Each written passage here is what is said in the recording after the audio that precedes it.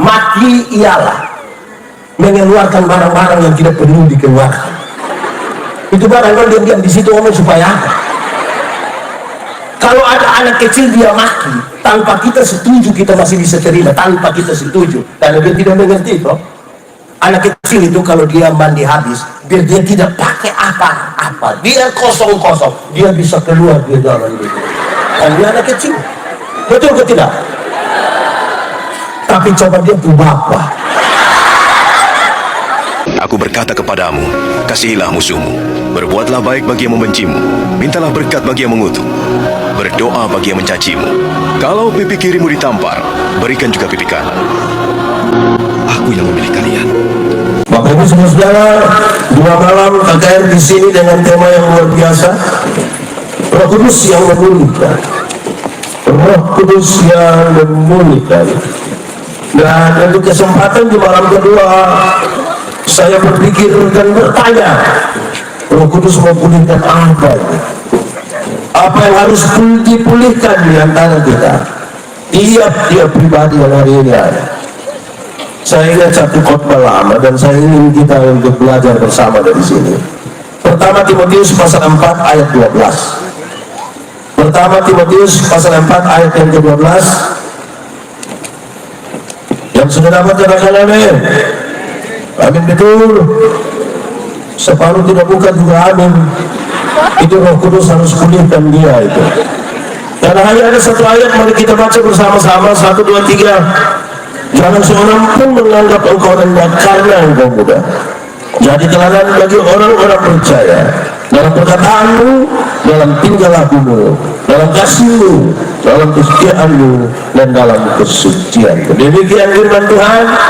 Berbahagia setiap orang yang mendengar firman, melihara dan melakukan dalam hidup setiap hari. Shalom. Apakah sedikit? Shalom. Di bagian terakhir kita akan bicara tentang Roh Kudus yang memulihkan kita dengan Tuhan. Tapi di awal saya ingin mulai mengatakan begini saudara. Timotius akan diutus menjadi uskup di Efesus. Tapi Timotius ini masih terlalu muda. Bukan muda biasa-biasa. Ini muda air. Bukan air biasa juga. Ini air tergenang. Anak-anak muda ini kan bergelora, mereka punya hidup sekarang akan membawa sebuah misi besar dari Tuhan. Apalagi dia akan berhadapan paling tidak dengan 2 hal. Pertama, dia akan berhadapan dengan pengajaran sesat. Tapi yang kedua, dia akan berhadapan dengan banyak orang yang merasa diri pintar sekali. Apalagi itu orang-orang yang lebih tua. Kalau ada anak-anak muda bicara, mereka bilang, hanya anak muda saja. Kami dulu pernah dengar itu kalimat. Orang tua yang ngomong, itu orang tua ada di sini. Jangan tunjuk, kalau tidak kita jadi bahasa. Paulus kasih hadiah Timotius, engkau pergi ke sana. Ketika ada orang membantah engkau, ketika ada orang tidak setuju dengan engkau, tidak usah berbantah-bantah, tidak usah berkelahi, tidak usah bertengkar. Hanya satu yang engkau harus lakukan adalah jadilah teladan. Sama-sama 1, 2, 3. Jadilah teladan. Saya mau tanya, orang Kristen di sini semua bisa jadi teladan? Bisa? Suami-suami bisa? Suami ke suara kecil sekali. Istri-istri bisa jadi teladan? Anak muda bisa jadi teladan? Anak sekolah minggu bisa jadi teladan? Mantap, tepuk tangan buat semua dulu.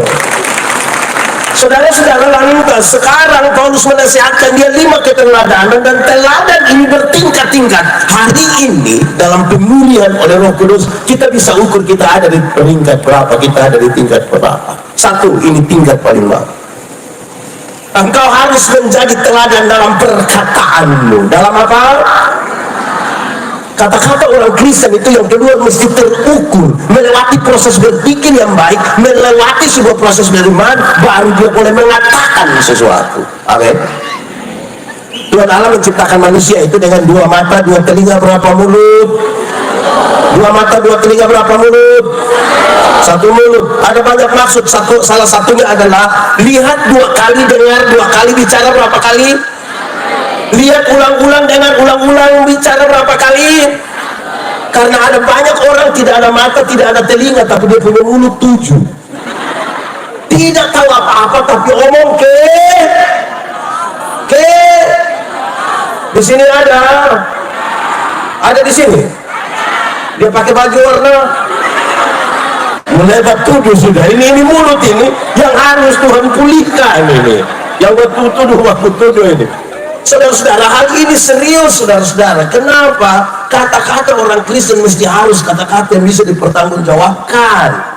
Kenapa harus dimulai dari pemulihan pada perkataan kita? Apa sih yang harus dipulihkan? Pertama, orang Kristen tidak boleh tipu-tipu, tidak boleh. Di sini ada yang biasa tipu, ada di sini. Dia paham apa Tuhan? Boleh jawab saya, tipu boleh atau tidak? Tipu boleh atau tidak? Kalau untuk kebaikan kita tipu boleh? Apa? Coba ulang, tipu boleh atau tidak? Kalau untuk kebaikan kita tipu boleh? Tidak boleh. Tidak ada tipu untuk kebaikan. Tipu itu tipu. Satu tipu melahirkan tipu baru. Bapak, kenapa tidak pergi gereja? Perasaan yang pendeta tanya, dia bilang saya sakit Bapak. Ini tipu ini. Ketemu dia istri, kita bilang Mama, bilang Papa sakit. Karena Mama tidak tahu, Mama tidak ada di rumah tuh. Terus kita ketemu Bapak, Mama bilang Papa tidak sakit. Terus dia bilang, sebenarnya saya sakit tapi belum kasih tahu Mama. Dua. Satu akan jadi dua akan jadi tiga. Karena itu orang-orang Kristen tidak boleh tipu. Amin. Yang suka tipu malam hari ini mau dipulihkan. Amin. Ia tidak boleh tipu. Pak Pendeta, kami di Wetalu ini kami tidak tipu Bapak. Kami hanya suka pakai kata sebenarnya dan tapi. Kenapa tidak datang gereja? Sebenarnya saya tiba Bapak. Tapi tapi itu dia tidak pergi. Kenapa tidak terima pelayanan? Sebenarnya saya terima. Tapi jadi kalau sebentar ketemu orang yang sebenarnya datang sini tapi dia tidak datang, terus kita bilang kenapa tidak ikut kakek? Terus dia bilang sebenarnya sudah. Saya sudah mengerti yang kau punya. Mulut orang Kristen itu tidak boleh membuli, tidak boleh olok-olok orang itu. Dia tahu ada yang biasa olok-olok orang. Itu dia mesti dipulihkan sebentar. Dia punya kawan, dia punya saudara kulit agak hitam sedikit, pas datang dia bilang shalom. Terus dia bilang suara ada tapi orang di mana? Di sini ada biasa olok-olok orang. Boleh sebut dia punya apa? Suruh dia bertobat. Iya. Orang bilang shalom, aduh, coba kamu bosen terjun tahun lama. Boleh. Kadang-kadang kita omong orang ini terlalu, ada orang ini yang ketika dia mau omong orang di sini ada yang biasa gosip-gosip begitu kok. Apa sih yang tidak ada di sini? Yang biasa gosip itu dia datang dia suka mulai dia bilang begini. Dia biasa dia mulai buka pembicaraan gosip itu dia mengatakan begini. Bukan kita mau omong orang ya. Kalau dia semula dengan bukan kita mau omong orang, sebentar satu hancur Bapak. Di sini ada ibu-ibu atau bapak-bapak, dia badan besar kalau agak halus ini. Ya itu kira-kira gitu. Mulut orang Kristen tidak boleh tipu, tidak boleh membuli. Mulut orang Kristen itu saudara-saudara tidak boleh maki-maki. Di sini ada yang biasa maki, yang otot track langsung ada. Di sini ada yang begini, hanya satu kata sama-sama, bertobatlah. Kalau tidak bertobat minimal berobatlah. Itu sakit itu. Jemaat, di sini tidak ada jemaat. Yang memaki itu berhenti malam hari ini. Kenapa? Mati ialah mengeluarkan barang-barang yang tidak perlu dikeluarkan. Itu barang kalau diam di situ ngomong supaya apa? Kalau ada anak kecil dia maki tanpa kita setuju, kita masih bisa terima. Tanpa kita setuju, karena dia tidak mengerti toh. Anak kecil itu kalau dia mandi habis, biar dia tidak pakai apa-apa, dia kosong-kosong, dia bisa keluar dia jalan gitu. Dia anak kecil. Betul ke tidak? Tapi coba dia tuh bapak. Coba bapak tua mandi habis, ibu-ibu ada latihan paduan suara di situ. Terus beliau datang yang hai Besti. Di sini ada biasa nake. Satu kata sama-sama. Betul. Kalau tidak bertobat minimal. Ada banyak orang kreatif. Orang NTT ini cukup kreatif dalam kata-kata. Tapi kadang-kadang itu kata-kata yang tidak bagus. Contoh, sudah pemalas pergi gereja lagi, minum sopi lagi, pendeta lewat terus, woi, bikin apa? Perjamuan, Pak. Di sini ada yang begitu. Ada ikut ibadah di sini. Tunjuk dia. Kreatif macam apa? Itu kata perjamuan itu diambil dari sebuah refleksi yang dalam sekali, pengorbanan Tuhan Yesus bagi kita. Itu bukan untuk pakai makam puji di pinggir-pinggir jalan sih. Kayak apa kok? Saya marah. Kreativitas itu baik saudara, tapi harus diletakkan pada tempatnya supaya kita jangan omong sembarang. Saya kasih contoh, ada otomikrolet satu LenOS apa. Saya lihat dia ada tulis di samping pintu itu, bagus di pintu itu dia tulis bagus. Kalau mau umur panjang, pura-puralah tuli. Saya bayangkan mungkin supaya kalau orang ngomong nggak tidak usah dengar. Kalau saya bayangkan begitu, ternyata bukan itu yang dia maksud. Dia tulis tadi begini: kalau mau umur panjang, pura-puralah tuli, supaya kalau Tuhan panggil, engkau tidak dengar, kau jangan terus. Manusia model begini, ini Tuhan tidak panggil. Nanti dia pergi sendiri. Kemungkinan besar lewat lidah nanti dia pergi. Jadi tolong bagi saudara-saudara yang kreatif berkata-kata itu, tolong letakkan itu kalimat pada tempat yang tepat. Amin kok? Anak muda, anak-anak, kamu punya bahasa itu juga sah. Tolong yang ini. Saudara bayangkan ya, akhir-akhir ini kan media sangat terbuka. Beberapa bulan lalu itu, ini kalimatnya sangat viral. Ketika ada orang tanya, orang tua tanya ini, sudah makan? Terus dia bilang, kamu nak? Ini anak begini. Di sini ada biasa begitu. Yang mana itu? Hanya satu kata, apa itu? Kalau tidak bertobat minimal. Saya punya anak laki-laki Jonathan umur 6 tahun. Karena ini barang betul-betul masuk di sini. Ada waktu di mana saya bilang, Jonathan, tolong ambil ke papa buku. Dia bilang, kamu nyuruh. Kamu menyuruh. Dia punya mama bilang, apa coba ulang tuh. Jadi saudara-saudara, kalau mulut kita itu tidak dibaharui, kita jangan-jangan jadi orang yang bermasalah nanti. Jangan-jangan kita jadi orang yang tidak benar itu. Perkataan kita tidak bisa dipertanggungjawabkan. Ingat saudara-saudara, mulut orang Kristen kalau bicara mesti terukur, melewati proses berpikir yang baik, melewati sebuah proses beriman, baru bicara, jangan asal bicara.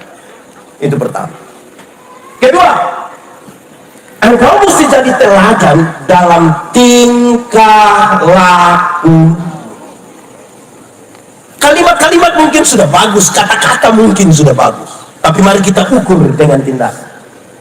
Batu uji dari kata-kata adalah tindakan.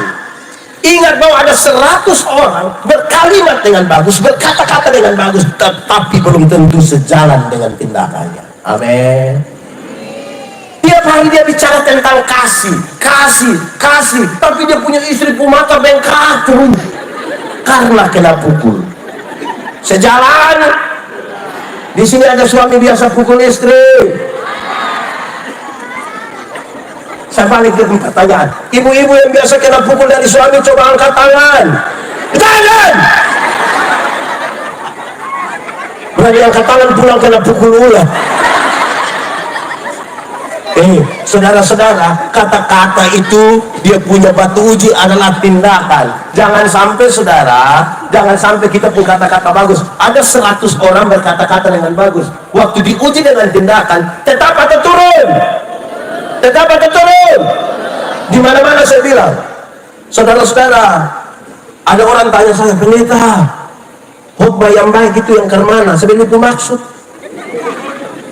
Khotbah yang baik itu tulis atau tidak tulis, berapi-api atau berair-air. Saya bilang khotbah yang baik bukan soal tulis atau tidak tulis, bukan soal berapi-api atau berair-air. Khotbah yang baik ialah omong karmana, bikin karmana, omong karmana, bikin begitu. Jangan omong lain. Di sini ada.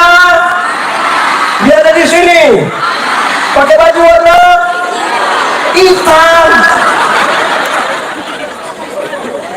Karena ada orang bukan sekedar omong lain buat lain, ada yang bahkan pikir lain, omong lain buat lain, hasilnya kelainan.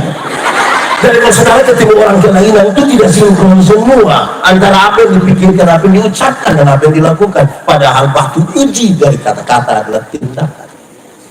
Ada banyak orang sarjana pertanian, bagus tuh, pengetahuan tidak soal lagi,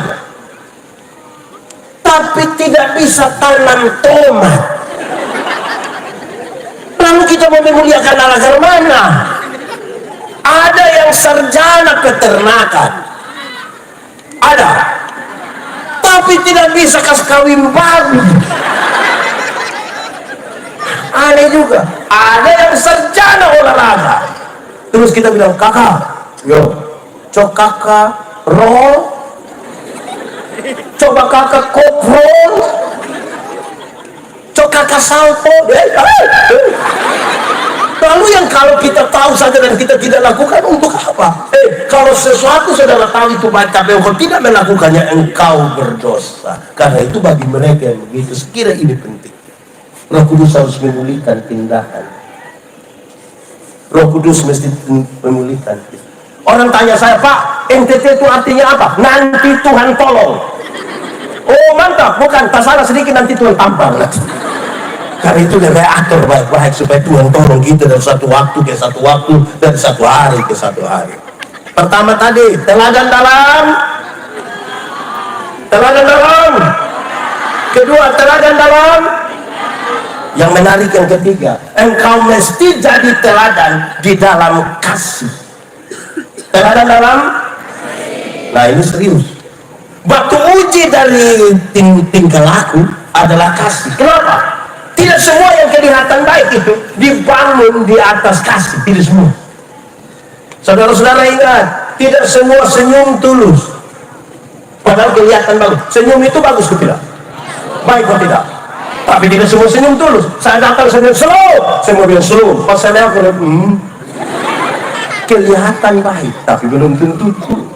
Karena itu Paulus bilang, apapun yang kamu perbuat, perbuatlah dengan segenap hatimu seperti untuk, dan bukan untuk. Saya berkhotbah di semua bank yang ada di Kupang. Saya bilang begini, ini nona-nona dengan ibu-ibu yang kerja di bank, dan cantik-cantik semua. Mau lihat dekat atau lihat jauh, tetap cantik.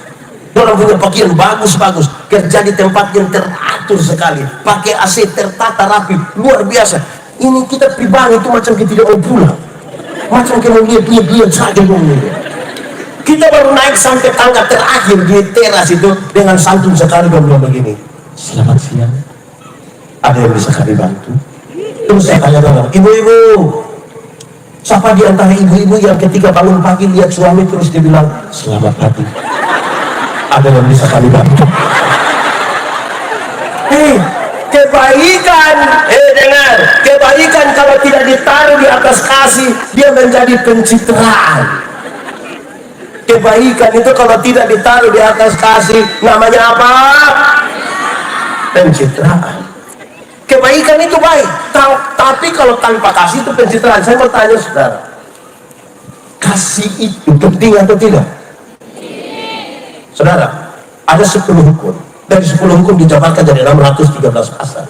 Dari 613 pasal masih ada ribuan peraturan hidup setiap hari. Tuhan Yesus menyimpulkan itu semua hanya dalam 2 kalimat, mengasihi Tuhan dan mengasihi sesama. Dari 2 kalimat itu Tuhan simpulkan, dia tinggal satu kata. Apa itu? Apa itu? Saudara lihat sekarang, dari yang banyak-banyak Tuhan cukup mengatakan satu, kasih.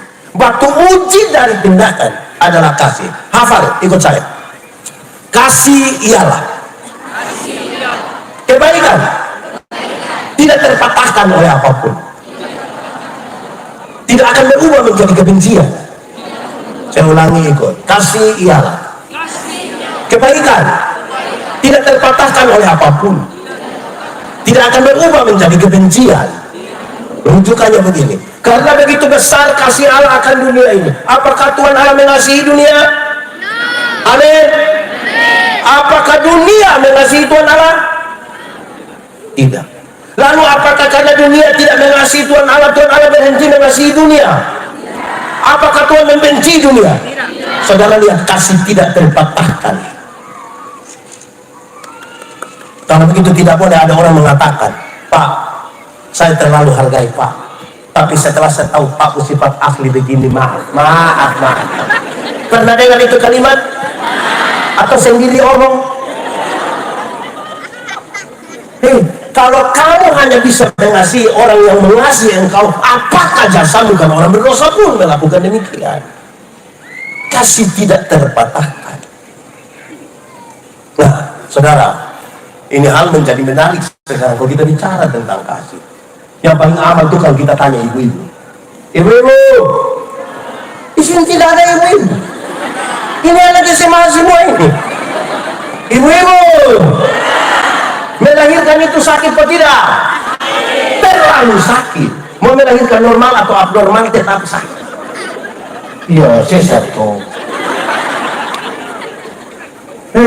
Dalam kesakitan yang luar biasa itu suami saja tidak bantu. Ibu-ibu tuh sakit melahirkan, kami yang suami ini hanya dari luar kau pegang kepala kau bilang Yesus. Hanya begitu, tidak bantu. Sudah Yesus saya sambil dia bayangkan, tidak kirim anakku pakai siapa?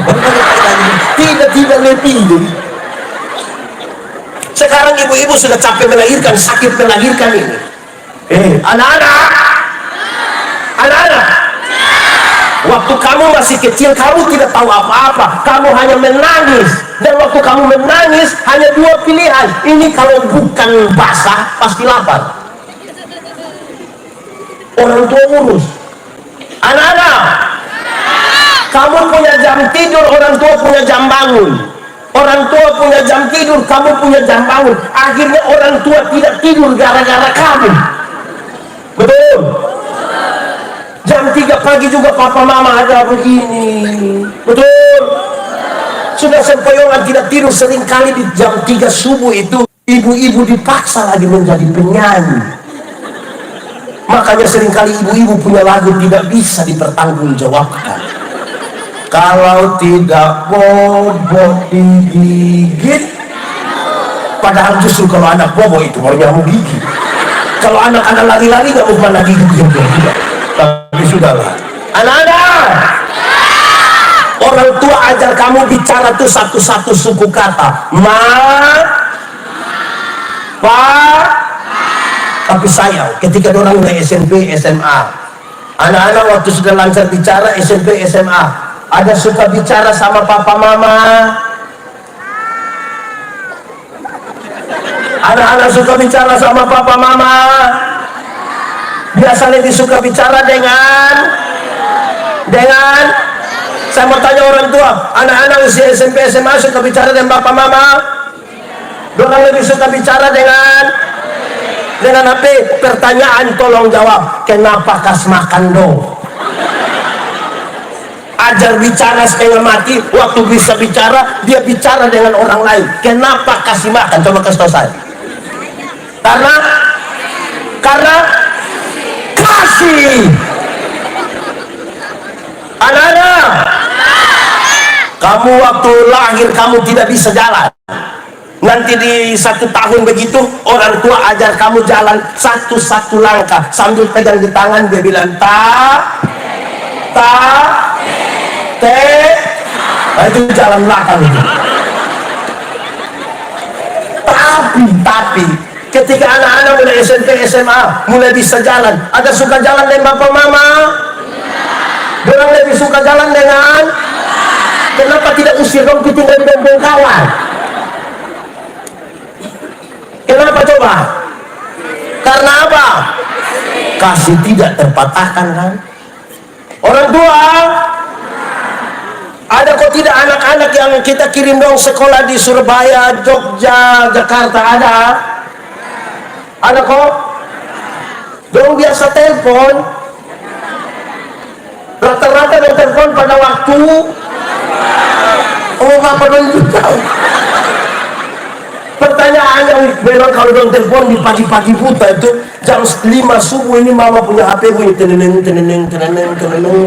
Mama ambil halo saya, halo mama. Kenapa? Di mama ada baik-baik.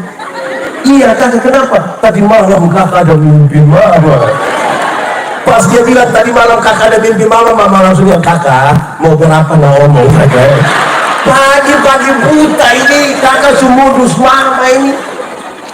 Waktu dong kita tahu begitu, saya mau tanya, masih tetap kirim kasih dong uang? Kenapa kirim? Oh, satu saat saudara, tanggal 25 Desember, saya lupa beberapa tahun lalu saya khotbah di gereja Koinonia. Pas sampai pagi di situ, majelis jemaat yang begini, Pak Pendeta, kami tadi malam di Koinonia kan tidak bisa tidur, kami tidak bisa tidur. Kenapa? Ini anak muda dorong punya gas motor ini bapak, terlalu. Polisi sudah tembak peringatan, tembak gas air mata, tetap mereka gas terus. Kita tidak tahu mau kasih salah siapa. Saya bilang bapak dong yang salah, bapak dong yang salah. Kenapa? Karena bapak dong yang beli. Coba tadi bapak dong yang beli motor, kau dong pegang kayu bu sampai tak. Tidak mungkin. Anak-anak. Orang tua itu punya ekspektasi yang tinggi bagi anak-anak. Dia punya harapan supaya anak-anak jadi baik. Dia bilang begini, anak-anak, bapak suka petani, kamu harus jadi pegawai. Bahkan dia suka ucapan ini kalimat, anak, yang penting kamu mau sekolah tinggi biar kami orang tua ikat perut, tidak apa-apa. Betul orang tua? Orang tua kalau sampai omong bilang ikat perut itu bukan berarti dia mau pakai stagen. Tapi orang tua bilang ikat perut itu artinya, anak-anak, kamu ada pegang HP? Ada? Memang yang di muka lebih tidak usah. Ya. Anak-anak, ada yang pegang HP SMP SMA dong ada?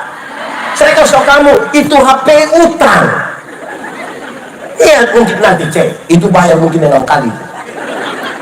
Anak-anak, kamu ada motor, ada pakai motor? Itu motor itu tahu dia berusaha petugas koperasi mana kok. Tapi ini motor belum lunas dong sepikas patah buang di pun kaca spion. Wih, menjengkelkan itu di anak. Saya bilang di anak muda, kamu tahu motor? Motor itu hasil dari pabrik. Orang yang kerja di pabrik itu pintar, sudah pintar, lihat pakai komputer aja. Orang ukur memang dia pun bangkar mana, speedometer di mana, velg seperti apa, rem, gas, semua itu terukur. Itu orang sekolah dulu baru bisa begitu. Tapi kita pun anak yang tidak lulus semua mata pelajaran ini. Orang ikut reparasi motor, akhirnya motor bunyi kayak orang gila, wah.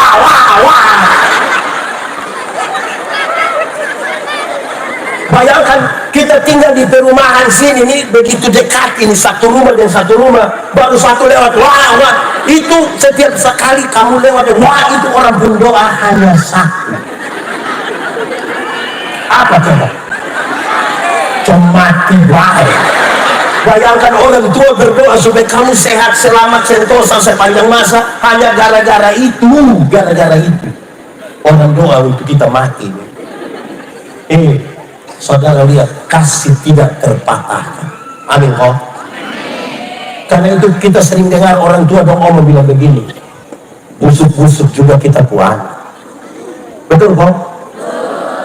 Saya jadi tanyain orang tua kamu pun maksud apa? Busuk-busuk dong kita puan. Gimana kami ini busuk? saya mau kasih tahu bahwa kasih tidak terbataskan kan. Saya bilang pada saudara-saudara, orang tua lahirkan kita banyak-banyak, ada 5, 6, 7 orang, tapi orang tidak pernah titip kita di mana pun. Tapi 5, 6, 7 orang yang nanti sukses, ada kemungkinan titip dia punya mama di panti jompo. Yang sudah titip atau rencana titip, batalkan sekarang. Karena kalau hari ini kita titip orang, besok-besok kita punya anak dan titip kembali kita. Hidup ini hanya bertukar siapa titip siapa, siapa titip siapa. Bakal sudah. Saudara tahu yang paling menyedihkan itu, anak-anak, waktu kamu masih kecil dan kamu pilek, orang tua tidak pernah pakai tisu. Pakai apa coba? Memang begitu. Waktu kamu buang air besar, orang tua pakai tangan. Tapi sayang, orang tua ketika lanjut usia, sudah di kursi roda, sudah di tempat tidur, tidak bisa bangun karena sakit di masa tua, ternyata anak-anak kandung tidak ada yang urus. Anak kandung dong sepakat kumpul uang, ambil orang dari kampung datang urus dia rumah. Betul. Dong online berjam-jam, tapi tidak pernah telepon dong bu mama. Nanti pas mama mati baru telepon ulang-ulang. Jangan kubur dulu sebelum saya sampai. Mau kasih takut siapa? Anda dong tidak urus orang tua. Orang tua baru sakit sedikit batuk dong sampai. Mama, ada sertifikat. Ini anak begini. Di sini ada anak-anak yang cek sertifikat. Hanya satu kata, 1, 2, 3. Dan kalau tidak ada tobat minimal. Anak-anak, karena kasih orang tua besarkan kita 5, 6, 7 orang tadi. Tapi saya belum tentu 5, 6, 7 orang yang sudah sukses lagi bisa urus dia punya mama yang hanya 1 orang.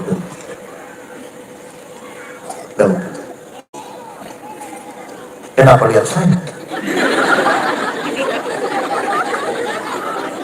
Ini lagu dunia, tapi kita menyanyi sedikit karena kasih. Lagu dunia kita menyanyi di ibadah KKR itu tidak apa-apa. Kasih itu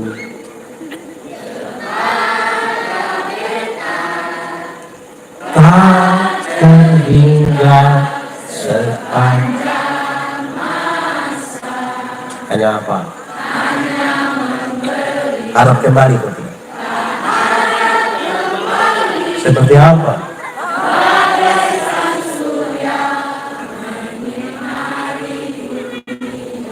Coba kita ulang menyanyi lagu ini sambil bayangkan kita ke mama mantu. Kok saudara kenapa kesuruh? Saudara maksud apa ini? Sama-sama. Kasih kepada siapa? Sampai kapan?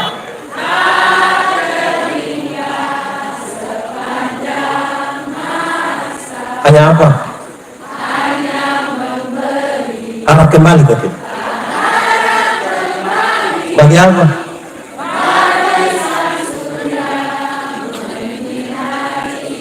Saya mau tanya kita dulu, anak-anak di sekitar Retanu ini kasih aman?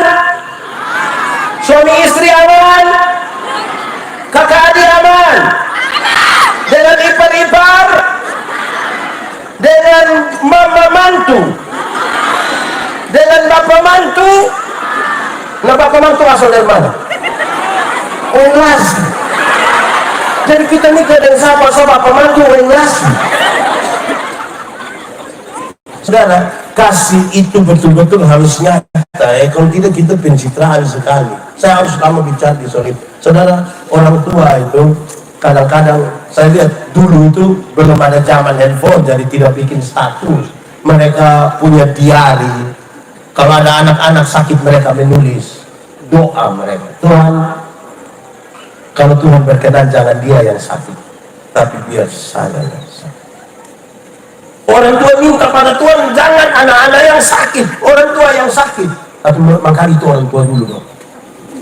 Kami yang orang tua sekarang, anak sakit dong foto. Foto lagi baru upload, dong tulis bilang begini, Dede sakit. Cepat sembuh ya, mama sayang Dede. Habis itu Dede pun foto satu, dia pun mama pun 30.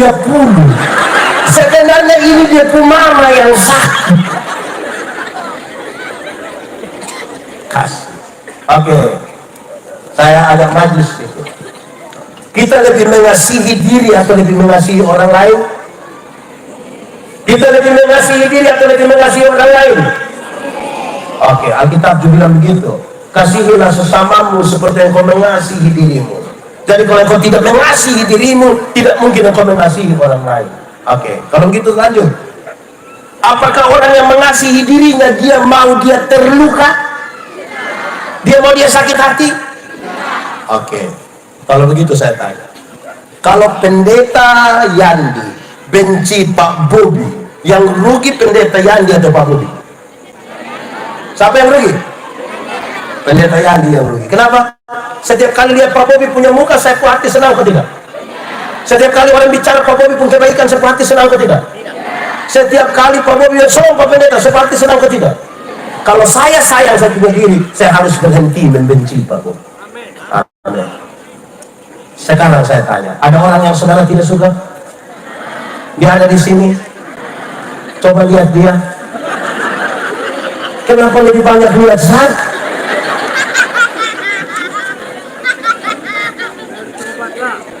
Kalau kita sayang, kita punya diri, dan kita tidak mau terluka, berhenti membenci orang lain. Kita mesti mengampuni.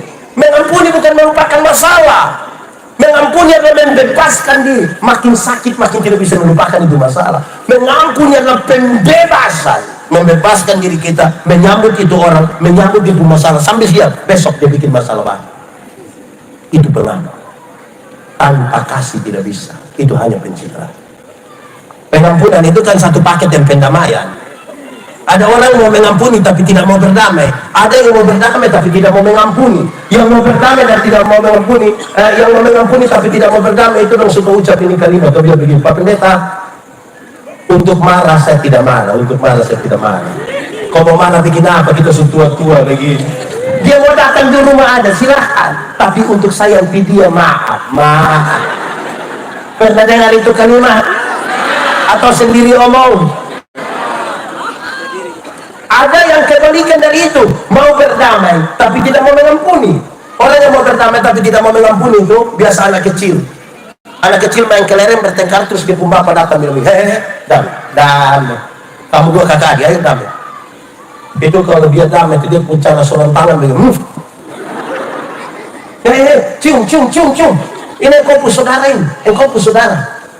Besok-besok engkau susah, bukan orang lain yang bantu, tapi saudara yang bantu, bukan kelereng yang bantu.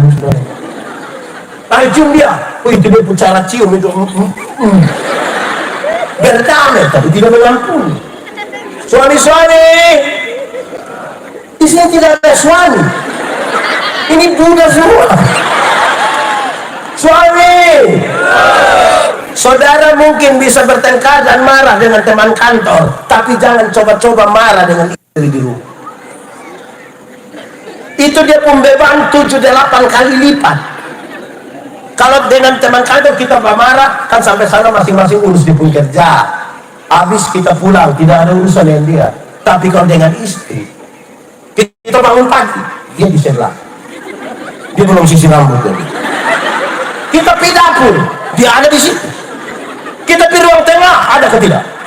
Kita pergi ruang tamu, baru dia pun foto paling besar. Supaya kita dia lihat kita begini ya. Kalau tidak berdamai saudara, kita repot, tertekan apa? Tertekan. Ya. Ini suami dan dijusahin. Suami. Kadang-kadang kita tidak ada kasih, akhirnya kita tidak adil. Dapat uang 100.000, 20 dia beli rokok, 20.000 dia beli, tinggal berapa? tinggal 80 tuh yang dia ambil, 50 kau simpan. Dia bilang ini uang jaga-jaga. Tinggal berapa? Yang 30 itu yang dia kasih dia punya istri dengan harapan setiap hari kuah asam dan sedikit. Ibu-ibu, menurut ibu-ibu dong, itu ibu dong bahagia atau tertekan? Ini suami dong bisa tiap hari rokok. Tolong berhenti. Kalau suruh rokok begitu pulang, babe, mama ini ada sop bungkus ya, mama setengah, beta setengah. Kita ini kadang-kadang tidak adil sekali. Ini ibu-ibu dong juga. Ibu-ibu dong tahu kok tidak, kalau kami suami ini suka lihat ibu-ibu dong pakai pakaian yang bagus-bagus. Ibu dong tahu kok tidak? Tahu kok tidak? Dong tahu, tapi kalau dorang di pasar, dong cantik sekali. Padahal di sana dong ketemu yang jual ikan, yang jual sayur, orang lain yang dong ketemu. Di rumah hanya gaste. Itu pun terobek di sini. Terus kita suami bilang, mama itu ganti sedikit, kok hanya di rumah sah. Wih, kami juga tertekan. Ibu-ibu, mulai besok di pasar, mulai besok di rumah pakai jas. Di pasar baru pakai, ya kalau itu terjadi terus sudah di rumah sakit, itu terus sudah. Maksudnya kasih itu membuat kita tuh adil, kasih itu membuat kita tuh memahami sesuatu. Kadang-kadang kita terlalu egois. Ada bapak-bapak dong ini yang kadang-kadang dia bilang, saya kalau bebe, yang abe itu anak TK. Coba saudara di sini ada TK, kalau di sekitar kita di sini ada TK. Coba pergi pagi-pagi dong hafal huruf A, B, A dibaca. Jadi pulang sebentar kok bapak bilang, saya kalau A, saya kalau B, tanya orang tua, TK di jangan. Itu bahaya itu. Iya. Saudara, kasih itu memungkinkan kita untuk melakukan hal yang lebih besar dari sekedar kata-kata dan tindakan. Amin kok? Oke. Ketiga. Keempat, engkau mesti jadi teladan dalam kesetiaan. Teladan dalam batu uji dari kasih adalah setia. Batu uji dari kasih adalah, banyak orang mungkin penuh kasih tapi belum tentu setia. Bahkan dia setia di semua orang. Ini masalah juga. Setia itu proses satu hari demi satu hari, proses terus menerus. Kesetiaan itu melibatkan janji untuk diri orang lain dan melibatkan Tuhan.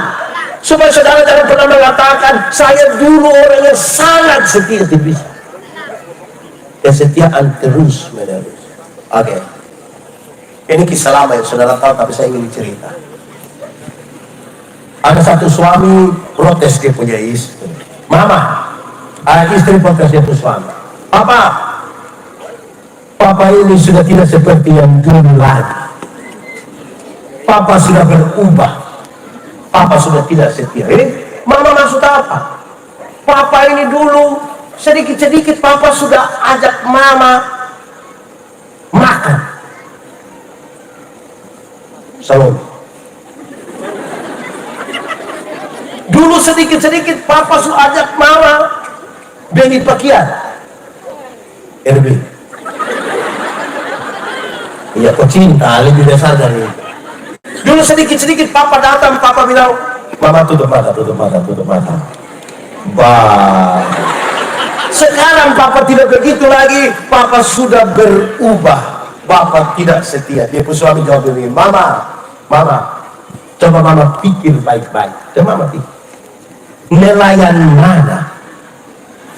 mana yang kalau dia sudah dapat ikan dia masih buang umpan? Oh, selama ini Bapak pikir beta ikan. Selama ini Bapak hanya umpan beta. Oke.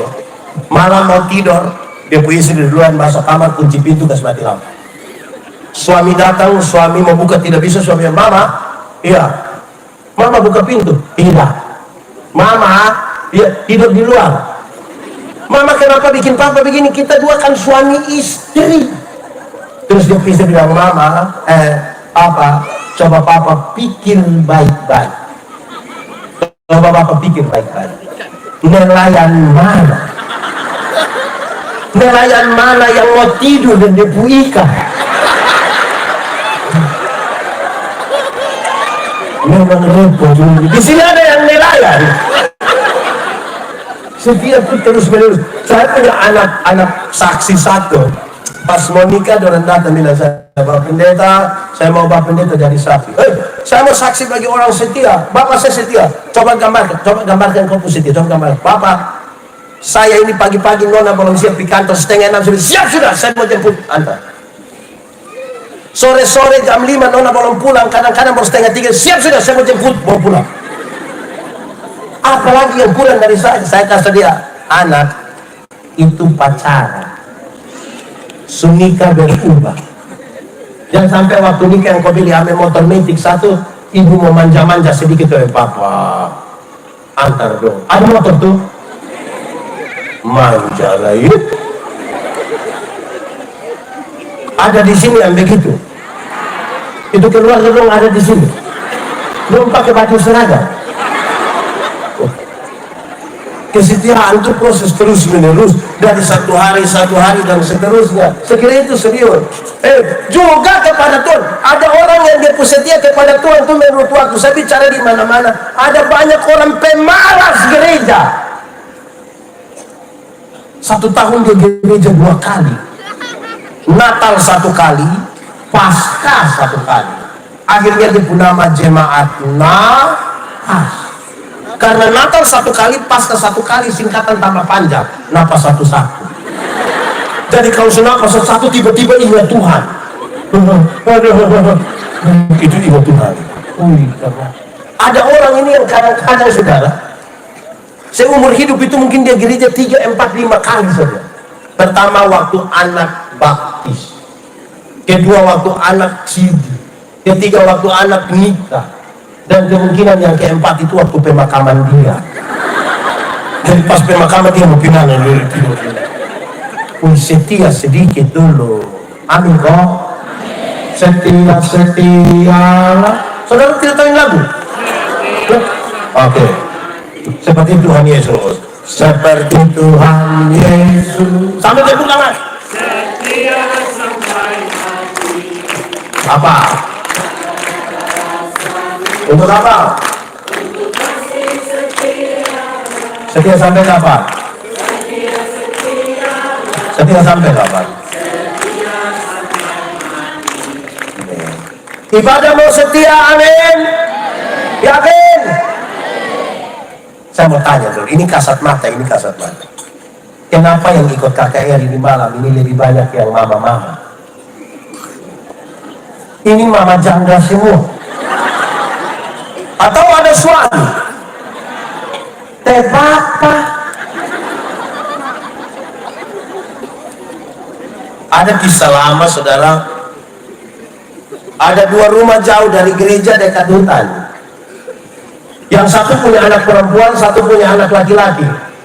Yang punya anak perempuan datang bilang ke yang laki-laki, kakak, hari Minggu begitu kakak kalau jemput kakak punya adik nona bawa pergi sekolah Minggu Anak ini datang jemput, dia bawa pergi sekolah Minggu.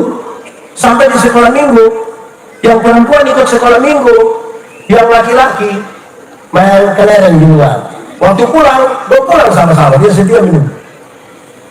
Beranjak jadi remaja, katekisasi yang laki-laki jemput antar di gereja, yang perempuan ikut katekisasi, yang laki-laki duduk merokok di luar, pulang-pulang sama-sama.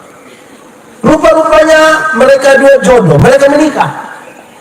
Setelah menikah yang perempuan terpilih jadi pengurus gereja, pelayanan dimanapun, kapanpun, dalam keadaan apapun, yang laki-laki setia antar.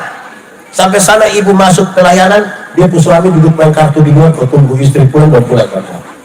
Satu saat waktu mati, orang 2 mati sama-sama.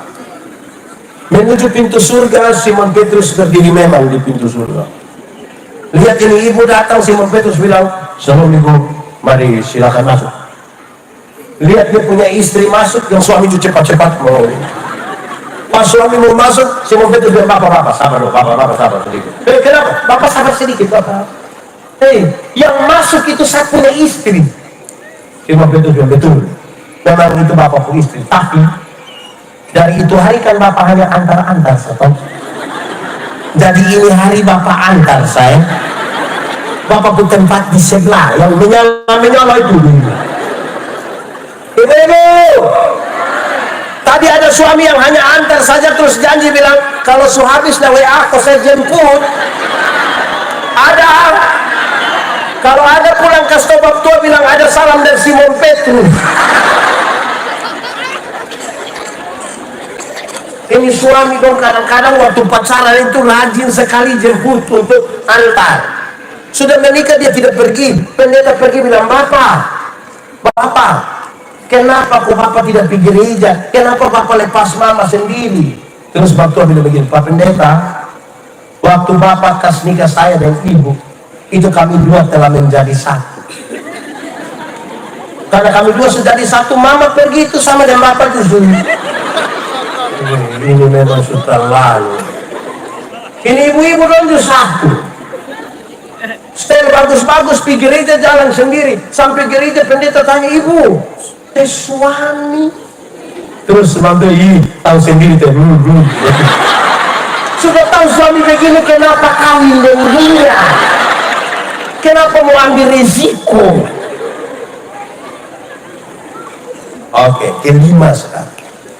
Tadi pertama teladan dalam, dua teladan dalam, yang ketiga teladan dalam, empat teladan dalam, sekarang yang kelima, ini yang paling tinggi, dan ini kita masuk di refleksi. Engkau mesti jadi teladan dalam kesucian. Teladan dalam kesucian. Kesucian menjadi sebuah syarat yang sangat penting dalam ini pemulihan. Tuhan yang kita sembah itu Tuhan yang kudus. Batu uji dari kesetiaan itu adalah kesucian. Karena Tuhan yang sembah itu kudus, kita mesti datang kepadanya dalam kekudusan. Tanggalkanlah kasutmu sebab tempat di mana kau berdiri itu kudus. Yang kudus tidak dapat bersatu dengan yang tidak kudus. Yang gelap tidak dapat bersatu dengan yang terang. Karena itu, saudara dengarin, 31 Desember, kalau kita pergi ke gereja, biasa gereja 31 Desember itu kan sore malam begitu toh. Waktu kita sampai di gereja tuh lampu agak sedikit redup dan ada musik klasik. Teng teng teng teng teng teng teng teng teng teng teng teng. Terus ada puisi. Tidak terasa. Saya dalam hati, itu tidak rasa. Ini 365 hari. Rasa atau tidak? Karena kenapa tidak rasa? Terus ya bla bla bla bla bla bla, terus sudah begini. Sedikit lagi tahun lama akan berlalu. Mari kita tulis catatan dosa kita. Biar dia berlalu bersama-sama dengan perginya tahun lama. Tahun baru, hari baru, semangat baru, hidup baru di dalam Tuhan. Oh, dia mulai tulis catatan dosa. Ada yang tulis 5, ada yang 10. Saya baru pakai menangis waktu tulis. Dia sedih sekali waktu dia menulis. Setelah tulis habis, lipat baik-baik, keluar itu tidak langsung buang. Pakai prosesi nyanyian. Maafirlah dengar doa. Terus dia dibakar ini catatan dosa. Ini 31 Desember. Minggu kedua bulan Februari dia gila ulang. Bahkan lebih parah dari tahun lalu. Ini soal apa saudara? Kekudusan. Yang terang tidak dapat bersatu dengan yang gelap. Amin. Kalau kita di terang sini bisa lihat orang di gelap sana, orang yang di gelap bisa lihat kita di terang. Lalu kenapa kadang-kadang kita yang di terang kembali ke gelap? Karena saya tidak tahu dia pun bahasa Indonesia, tapi orang terang kembali ke gelap itu kan dia seringkali bikin begini. Apa itu? Apa itu? Di sini ada yang biasa meloy. Orang kalau meloy begini tidak lama dia bilang, wih, itu yang kita di terang. Anak muda, mau terang atau gelap? Terang atau gelap? Yakin? Betul-betul yakin? Nah, kenapa kamu pacaran di gelap-gelap?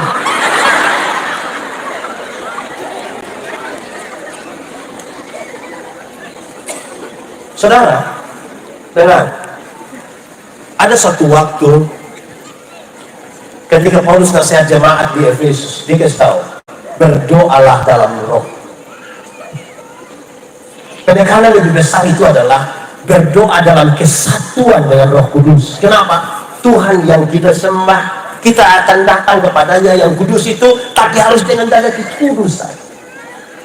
Kalau banyak orang suka kutip Roma pasal 8 ayat 8, Allah turut bekerja untuk mendatangkan. Sebelum ayat 28 ada ayat 26-27 yang kira-kira dia menyampaikan bilang begini, Roh berdoa untuk hal-hal yang tidak terkatakan. Kenapa? Karena 5 menit ke depan ini kita tidak tahu apa yang akan kita alami. 5 menit ke depan. Dan ketika kita ada dalam masalah, kita tidak tahu jalan keluar terbaik apa yang bisa kita lalui. Itu Roh yang tahu. Orang-orang yang menjaga kekudusannya dalam kesatuan dengan Roh Kudus, terus dia tahu 5 menit ke depan itu Roh Kudus yang tahu, dan dia tahu jalan keluar terbaik dalam hidupnya seperti apa. Kalau dia memahami itu dan meyakini itu, dia boleh katakan Allah turut bekerja. Kenapa? Kita selalu ditempatkan pada 3 kondisi. 1, ada kesempatan, kondisi di mana kita mau dan Tuhan mau. Waktu kita mau dan Tuhan mau, itu kita kepingin keseksian di mana-mana. Tapi kondisi kedua adalah ketika kita mau tapi Tuhan tidak mau. Ada kondisi yang ketiga adalah waktu di mana Tuhan mau tapi kita yang tidak mau. Ada banyak hal Tuhan mau kita lakukan sekarang, tapi kita yang bilang tunggu.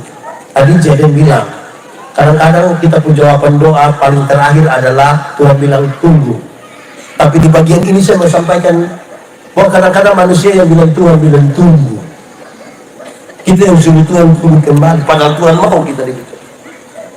3 kondisi ini membuat kita rumit, saudara, kalau kita tidak punya kesatuan dengan itu.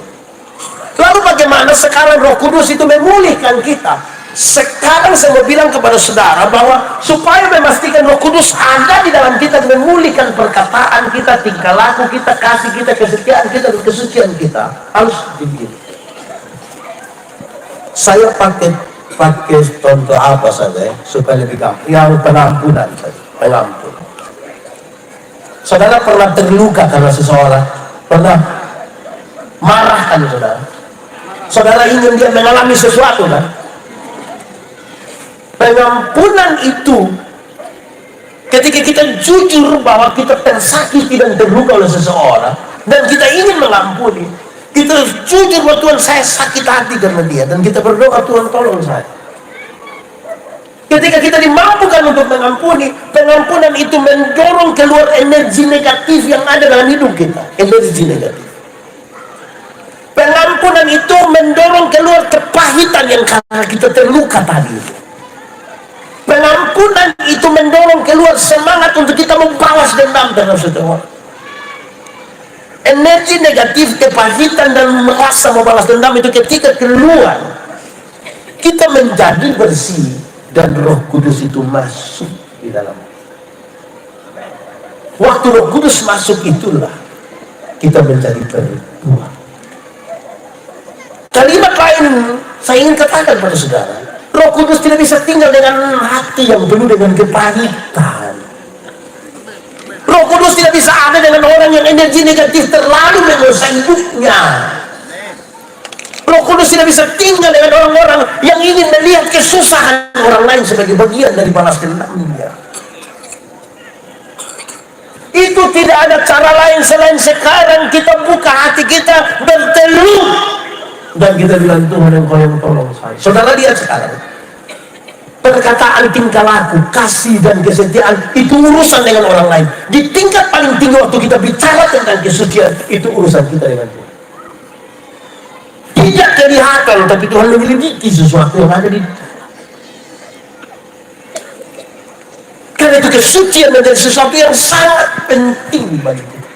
Kalau tidak, kita hanya sekadar bukan saja pencitraan, tapi beraktivitas secara rohani.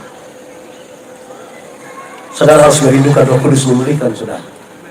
Karena itu hati mesti bersihkan. Roh Kudus tidak tinggal dengan hati yang penuh kepala, yang penuh amarah. Roh Kudus tidak. Bagaimana caranya Pak Pendeta? Satu, mari kita jujur bahwa kita terluka karena sesuatu. Jujur dulu. Banyak kali kita ketika ada masalah kita cenderung proteksi diri dan tidak mau jujur bahwa kita sakit. Jujur dulu. Dalam kejujuran itu baru kita bilang, Tuhan, saya rindu supaya Roh Kudus memulihkan. Mari kita tunduk kepala sekarang ya dalam. Aku berkata kepadamu, kasihilah musuhmu, berbuatlah baik bagi yang membencimu, mintalah berkat bagi yang mengutuk, berdoa bagi yang mencacimu. Kalau pipi kirimu ditampar, berikan juga pipi kanan. Aku yang memilih kalian.